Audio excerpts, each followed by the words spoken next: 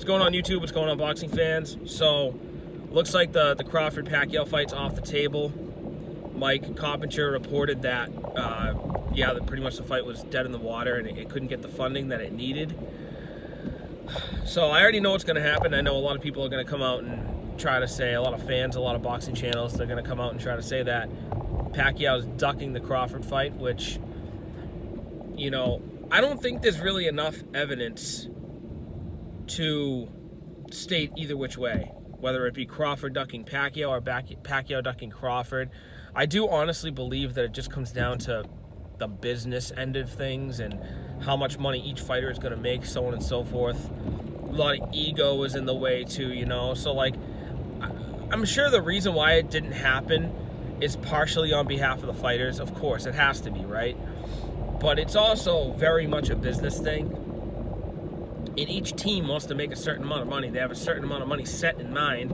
And if they couldn't get the investors, right, if they couldn't get the proper funding to get the fight actually done and sealed, well, then, it is what it is. But this is exactly why boxing is where it's at in America at this point in time.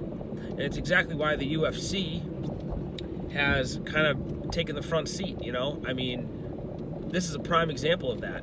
There's too much shenanigans, You could get really heavily deep into the semantics of the sport and the business end of it and all, but it's fucking boring. No one wants to talk about that. Everybody just boxing fans want to see the biggest fights happen, and real boxing fans, and that's all they care about. I don't care about who's the B side, who's the A side, all that. I don't even think that's worth a conversation as a fan. It's not worth my time. It's not worth my breath and energy. It doesn't matter to me. It really doesn't, At the end of the day, I just want to see these fights get made, and it's really disappointing. But what I will say is, if you look at this matchup from a logical perspective, right? Who has more to lose? The answer is Crawford. Crawford has more to lose. If Manny Pacquiao were to lose a fight against Crawford, the vast majority of people would just say, he's 43. Like, he wasn't the favorite anyway. We expected him to lose, regardless of how he loses. It doesn't even matter in the fashion he loses. People, regardless of whether he gets knocked out cold or whether he loses a close decision, people are just going to say, yeah, he was supposed to lose. He's past his prime. He's still one of the greatest, if not the greatest of all time, for taking the fight in the first place. That's what people are going to be saying. And then if he were to lose a close decision against Crawford and it was a really good fight, you'd be seeing more boxing fans probably giving the more of the credit, the overall credit, to Pacquiao, just for being that old and being competitive with the guy who's younger and in his prime, like Terrence Crawford. So Crawford has less to lose. More to lose. If Crawford loses the fight, people are going to say that he's not nearly as good as we thought he was, and that's going to be the narrative. That's going to be the narrative. He lost to a 43-year-old. He lost to an old man who wasn't even in his prime. And then if Crawford wins, the narrative is going to be, he was supposed to win. He was supposed to win. Good people. I think, it'll get a positive reception regardless. Like, beating Manny Pacquiao is quite an accomplishment. Looks great on the resume. So he will get credit, but you're still gonna have that narrative attached. Like, well, there's an asterisk next to it because Pacquiao is 43. Especially down the road when we bring up this fight in the future. That's gonna be I think that's gonna be like the go-to sort of analysis on it. Like, well, yeah, Crawford looked good. He did what he had to do. He beat a legend, but he beat a legend at the end of his prime. So the reason why I even bothered to bring this up in the first place is, if anybody is ducking this fight, for whatever reason, just in my gut, I kind of feel like it might be Crawford, right? He's got more to lose. He has less to gain. So it's a very, very risky fight for Terrence Crawford in terms of reputation, And you got to think of it this way too. Just you can disagree with me, by the way. You know, I'm not one of these channels that's gonna badmouth everybody for disagreeing with me. You know, if you disagree with me and you want to make your point, definitely comment down below and let me know your perspective. You know, yeah, let me know what your perspective is on it. But for me, like, you know, you look down Crawford's resume right now, and it's just not that impressive.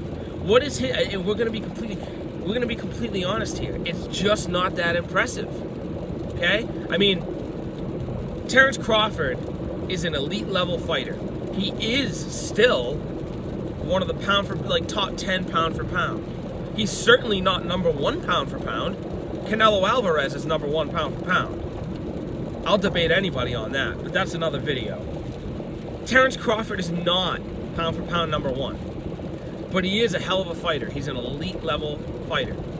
But his best win at the welterweight level is Jeff Horn, literally. I mean, or maybe Kell Brook, but Kell Brook was so damaged at that point, like, you know, certainly wasn't Amir Khan.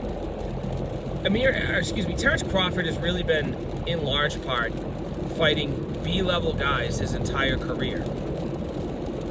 It is what it is.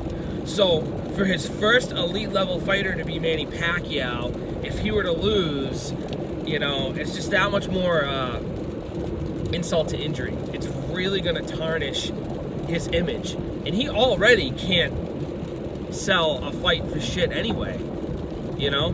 The only people who really know who Terrence Crawford is are diehards. And he has gotten some attention on ESPN, but he still cannot sell a fight. He can't sell a fight. And it's just going to get that much worse for him. And he is getting, I mean, he is 33. He's not a real young fighter anymore. I mean, now is the time he needs to start fighting elite level guys. If he doesn't get the fight, which it doesn't look like he will with Pacquiao, he needs to either fight Keith Thurman or Sean Porter. He really needs to fight Sean Porter. To me, that's the only acceptable matchup at this point for Crawford. Given the situation that we're in, given the fact that he's looking for an opponent and Sean Porter is also looking for an opponent, the fight only makes sense. That is the fight that needs to happen, point blank period, if the fight with Pacquiao does not occur, which it doesn't look like it will. So, in terms of what Pacquiao's going to do next, guess what? It doesn't matter. He has already solidified his legacy. What he decides to do from here on out is nothing but just sugarcoating the rest of his career. I mean, you know, he's accomplished everything he's ever needed to accomplish. He's never ducked anybody. So, Pacquiao can do whatever the hell he wants. If Pacquiao wants to go and fight Mikey Garcia, still a good fight. It's still a good fight. I wouldn't prefer to see that. I would rather see Pacquiao fight Spence, but if we get a Garcia fight, whatever. You know, I'm not going to blame Pacquiao. I'm not going to discredit Pacquiao. I'm not going to even criticize Pacquiao. He's a 43-year-old legend. Terrence Crawford, on the other hand, is still yet to fight an elite opponent at 147. Again, if you disagree, comment below, but I don't see how anybody could dispute that. How do you dispute that claim? The only remote elite level fighter Crawford got in there with at 147 was Kell Brook.